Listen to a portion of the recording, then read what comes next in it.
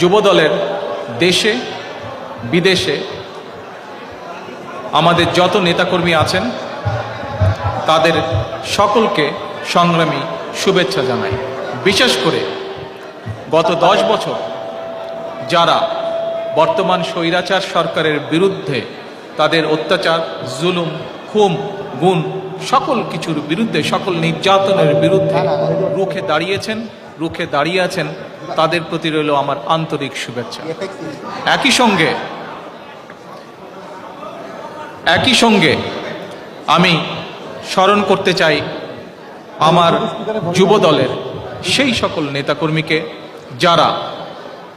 বিভিন্ন সময়, বিশেষ করে বর্তমান স্বৈরাচারের গত 10 বছর ধরে বর্তমান স্বৈরাচারের বিরুদ্ধে আন্দোলনের সময় শহীদ হয়েছেন, যারা নির্যাতিত হয়েছেন, পঙ্গুত্ব বরণ করেছেন, জেল জুলুমের শিকার হয়েছেন, তাদের সকলকে আমি শ্রদ্ধাভরে